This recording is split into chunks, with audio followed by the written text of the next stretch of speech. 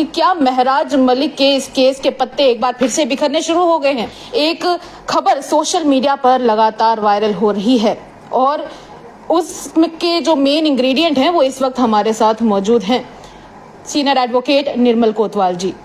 दरअसल महराज मलिक के केस की बात करें, एक ही चीज लगातार देखने को मिल रही थी कि उन्हें सपोर्ट मिल रहा था। अब अचानक से कुछ ऐसा हुआ कि जिसके बाद सीनियर एडवोकेट निर्मल कोतवाल जी ने आज ये डिसीजन लिया और कहा कि मैं इस केस से अपने आप को अलग करता हूं। हमारे साथ बैठे हैं, बातचीत करते हैं। नमस्कार सर, आपका बहुत बहुत स्वागत है। Thank you madam.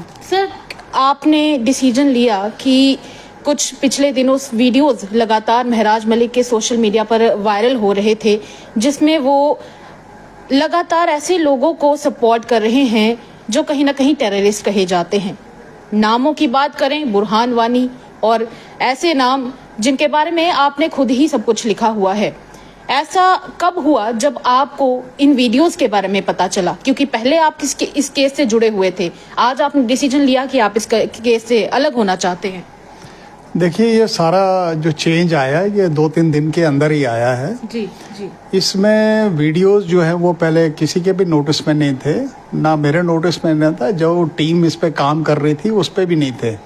तो इनके नोटिस में नहीं होने की वजह से मुझे भी ब्रीफिंग जो है नहीं हो सकी कि इसमें कोई ऐसी वजह है। लेकिन जब फिर फेसबुक पर मैंने खुद भी देखे तो मैंने फिर अपना कॉन्शियस एक डिसीजन लिया, क्योंकि कॉन्शियस आपकी जब तक आपको अलाउ ना करे कोई चीज करने के लिए तो आप जबरदस्ती उसको कर नहीं सकते। You have to be mentally and physically there only where you want to do something. तो मुझे लगता था कि जब तक मेंटली मैं इसके साथ अटैच नहीं होऊंगा केस के साथ तब तक कुछ नहीं हो सकता। लेकिन एक मनोबल जब गिर जाता है इंसान का, तो मनोबल इस गिरा, जब ये वीडियो सामने आई तो पूरा मनोबल गिर गया कि भाई ये तो इंसान यहाँ कुछ है, दिखाते कुछ है कुछ ये। और जब इन्होंने स्टेट की बात की कि जम्मू कश्मीर स्टेट हिंदुस्तान का पार्ट नहीं है, भारत का हिस्सा नहीं है, तो बड़ा शॉकिंग लगा वो। और इसके साथ अजहर मसूद की बात करनी, बहरान वानी की बात करनी, या फॉर दैट पर्पस कोई और दाएं बाएं की बातें करनी, जहां से यूथ को एक एनकरेजमेंट मिलती है कि यूथ जो है वो फिर दोबारा भड़क जाए, जिसको बड़ी मुश्किल से रास्ते पे लाया है। आपको पता है कि कितनी सालों से ये जो स्टेट है ये जूझ रही थी मिलिटेंसी से। 1988 से 99 से मिलिटेंसी शुरू हुई थी। अभी थोड़ा चेन आया था, तो इस चेन को हम बरकरार रखने के लिए इस किस्म के स्टेटमेंट जो हैं इसमें बहुत बड़ा हार्डल है। क्या आपको लगता है कि इस तरह की जो उन्होंने स्टेटमेंट्स दी थी वो फुली तौर पर एंटी नेशनल है? सारी एंटी नेशनल है ये। जब देश कहीं चल रहा है, आप देश के एंटी बात करो तो वो एंटी नेशनल ही होगी। तो इसमें कोई भी जो है वो सदाकत नहीं है और हम मानते नहीं है। जैसे इन्होंने कहा कि नहीं जी वहाँ अजहर मसूद, यहाँ हिंदुस्तानियों ने वहाँ बम गिराए और बम का दोबारा अजहर मसूद आएगा, फिर वो और तबाही करेगा, ये है वो है। वो पता नहीं क्या दर्शाना चाहते थे, क्या कहना चाहते थे। लेकिन कहीं ना कहीं ये स्टेटमेंट जो है ये देश की इंटीग्रिटी को एक नुकसान पहुंचाने की कोशिश की जा रही थी, जो एटलीस्ट मैं सपोर्ट नहीं कर सकता उसको। As a human being also, as a lawyer also, as anybody you can think, nobody and no citizen on this earth can think of it कि वो इस किस्म के स्टेटमेंट्स को जो है समर्थन मिल सकता है। तो मुझे लगता है कि इन स्टेटमेंट्स की वजह से मुझे अपने को रिकंसिडर करना पड़ा और इसको रिक्यूज करना पड़ा अपने आप को इस केस से। तो यहाँ बाकी टीम है, वो लड़ेंगे केस अपना, या जो उनकी मंशा होगी वो करेंगे। सर, टीम से याद आया, अब आप तो सीनियर एडवोकेट हैं, आपके साथ काफी सारे लोग चलते हैं, आपके जूनियर्स हैं, बहुत बड़ी टीम है आपकी।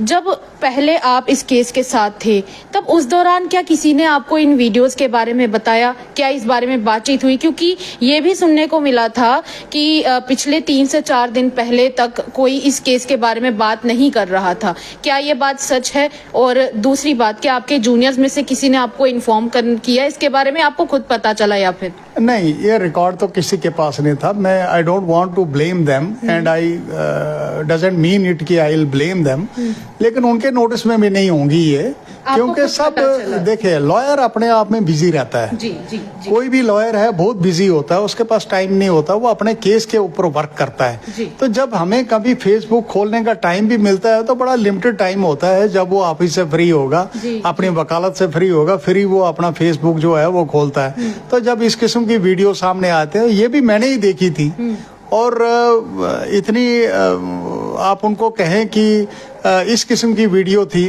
कि इससे आदमी का फेथ जो है वो शेक।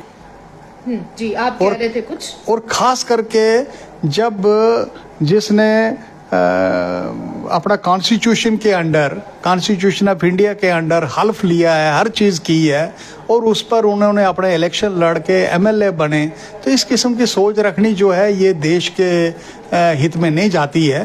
तो इसको हम डिप्लोर करते हैं, और वो भी एक रीज़न है मेरा कि इस केस से बाहर निकलना। दूसरा, ये आम आदमी पार्टी के साथ जोड़ने वाला मसला बन गया कि नहीं जी आम आदमी ने टीम खड़ी कर दी। कौन सी टीम? मतलब ये पॉलिटिसाइज हो रहा था। मतलब बिल्कुल, I can not be part of any political party to contest the case, और मुझे उसके साथ लिंक करना, आई फील वेरी एम्बेरस्ड कि मतलब उस तरीके से मुझे लिंक कर रहे हैं कि नहीं जी वहाँ है, मेरा कोई लेना देना नहीं, मैं किसी पॉलिटिकल पार्टी से लेना देना नहीं। So far I am president of the J&K high court bar association, I have no affiliation with any party. मेरे यहाँ जो हमारी एसोसिएशन है, लीगल फैटर्निटी है, यहाँ हिंदू मुसलमान सिख ईसाई जो हैं इकट्ठे काम करते हैं, और उसके अलावा सबसे बड़ी बात है यहाँ हर पॉलिटिकल पार्टीज के लोग हैं, हर पॉलिटिकल पार्टी के वकील हैं, लेकिन जब हम गेट एंटर करते हैं हमारी पॉलिटिकल पार्टीज बाहर रह जाती हैं। कोई वकील यहाँ पॉलिटिक्स नहीं करता, सब अपने काम से काम रखते हैं। तो विचारधारा किसी की अलग भी हो सकती है, लेकिन इस किस्म की विचारधारा रखनी, और वो भी एक लेजिस्लेटर के लिए, अगर उनकी पहले की बात है तो उसको रिफ्यूट किसी ने नहीं किया, अगर उसके बाद की है तो बड़ी निंदनीय है। तो इस किस्म की बात जो है वो नहीं चलनी चाहिए, और इसी वजह से केस से रिक्यूज किया है। सर ने एक बात तो कह दी है कि कहीं ना कहीं अब ये केस पॉलिटिसाइज भी होना शुरू हो गया था, और यहाँ पर हाई कोर्ट बार का एक सबसे बड़ा हिस्सा होने के नाते ये नहीं चाहते थे कि इसे पॉलिटिसाइज और ज्यादा किया जाए। दूसरी तरफ यहाँ पर बात हो रही थी हमारे देश के संविधान की, और जब ऐसे में आप एंटी नेशनल बातें करेंगे तो ये भी बर्दाश्त नहीं किया जाएगा। इन्होंने अपने रीजंस बताए हैं कि किस रीजन के चलते इन्होंने अपने आप को इस केस से अलग कर दिया है, पर सबसे बड़ी बात जो इसमें देखने वाली है वो ये है कि कहीं ना कहीं जहां पर इस केस को लेकर काफी ज्यादा बातें हो रही थी पूरे जम्मू कश्मीर में, इनफैक्ट संजय राउत भी यहाँ पर आए हुए थे महराज मलिक का सपोर्ट करने के लिए, क्या अब ये केस पत्ते की तरह बिखर जाएगा? ये बड़ा सवाल है। अपनी राय हमारे कमेंट सेक्शन में जरूर व्यक्त कीजिएगा और बताइएगा कि आप महराज मलिक को सपोर्ट करते हैं या नहीं। अपनी राय जरूर शेयर कीजिएगा क्योंकि वो हमारे लिए बहुत इंपॉर्टेंट है। तब तक के लिए इतना ही। ऐसी ही खबरों के लिए द अर्थ न्यूज के पेज को लाइक और फॉलो करें। इजाजत दीजिएगा। नमस्कार।